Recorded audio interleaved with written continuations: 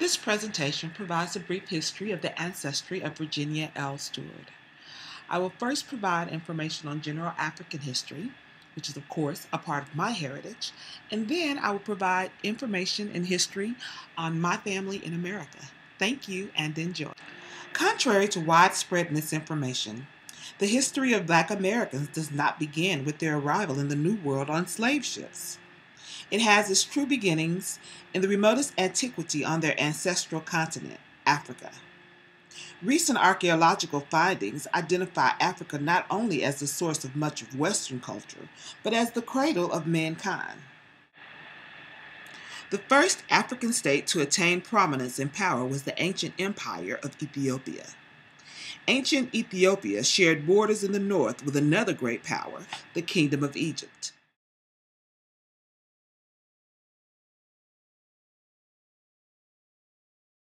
Slaves were herded into the slave ships, into the dark. They landed on unsanded plank floors, chained to their neighbors, their right foot shackled to the left foot of the person to their right, their left foot shackled to the right foot of the person to their left, and about 18 inches or less below, another layer of slaves on another unsanded plank floor. Every time the waves came, they could see them and prepare for them. And they just slid across these unsanded floors. There was no fresh air, no light. The slaves had no way of knowing where they were going or when, if ever, they would get there. And indeed, it was a long trip. At best, if the weather was good, it was a week journey. This journey became known as the Middle Passage. As historians retell the story of the African slave trade, some estimate that 15% of Africans died at sea. The total number of African deaths directly attributable to the Middle Passage voyage is estimated at 2 million. A broader look at African deaths directly attributable to the institution of slavery from 1500 to 1900 suggests up to 4 million African deaths. I will now transition into a brief history of our family. Our traditions and our history have been handed down orally for more than 100 years. According to Reverend Henry Blanton Hill, our family originated out of Ethiopia. My great-great-great-great-grandfather, whose English given name was Tom, was a warrior. He was captured along with his entire family, and he had 12 children. His wife died during the Middle Passage. 3 of his children were sold onto a plantation with him, and the remaining children were dispersed across the Americas. The oral history for my family was recorded. We fled from the area where we settled. Hopefully you will. In one of the memoirs provided by Libby Sartain, Wiley Hill wrote this in his will a few days before marrying Sarah McGee, pictured. Now, my dear wife, I have left old man Edward to you during your natural life. I want him treated well and never to be put out under an overseer. I wish for him to do anything he can for you, but not to be treated ill by anybody. And let him have time to make him a little crop and land convenient for him to tend. He has been a faithful slave to me, and I want him favored in his old age. I should have left him to have served nobody, but I have seen the evil of it they have come to suffer. And when it is the will of God to take you, I wish for him and his wife to go live with any one of my children that they wish to, that will treat them well. Let them have their choice. He helped me get what I had. You'll also see pictured here some of the grandchildren of Edward Hill, the planter Hills and the slave Hills, were very close. Libby explains that the area known as Hill's Prairie began to be populated with many cousins of the White Hill family. It was like a family town that was named after Abram Wiley Hill. Though most planters or slave masters divided the family by selling a brother from a sister or a son from other family members, it appears that the Thomas Hill family had a different outlook.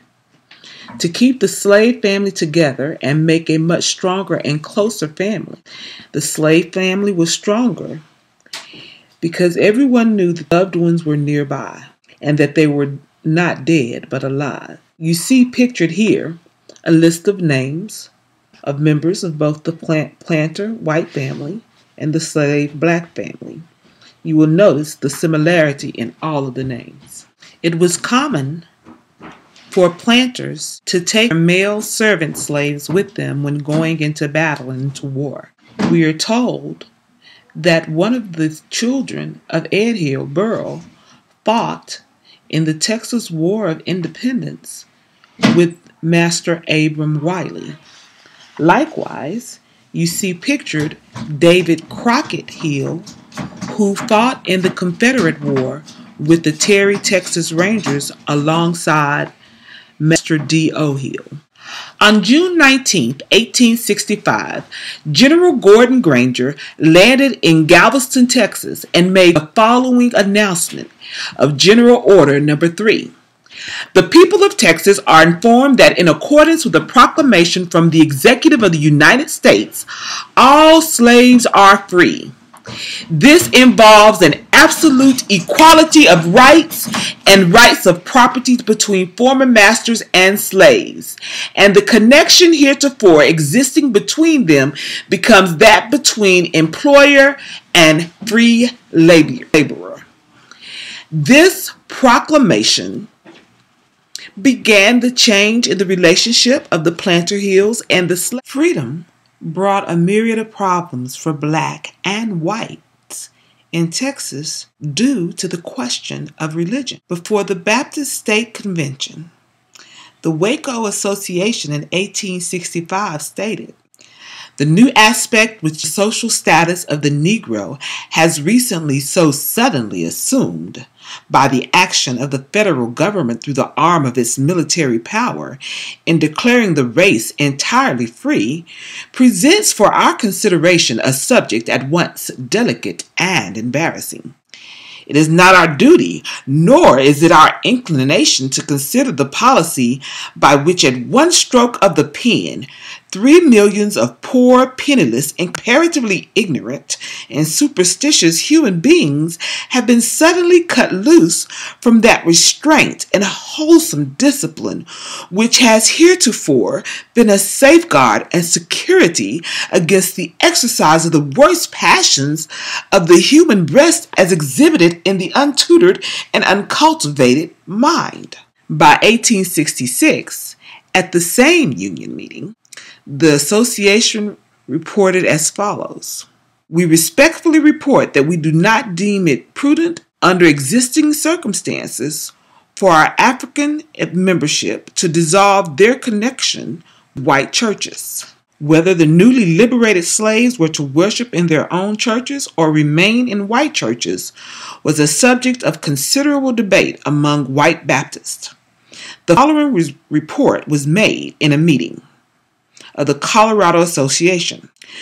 The time has been sufficiently long since former relations between the races ceased to exist to satisfy us that a separation ought to take place in every department of life in order to give satisfaction and contentment to each race." Because of this statement, and finally 2 years after the Civil War, 4 black ministers from different parts of Texas met under a large oak tree in Wheatsville, Austin, Texas, and this is where the Treaty Oak is now located.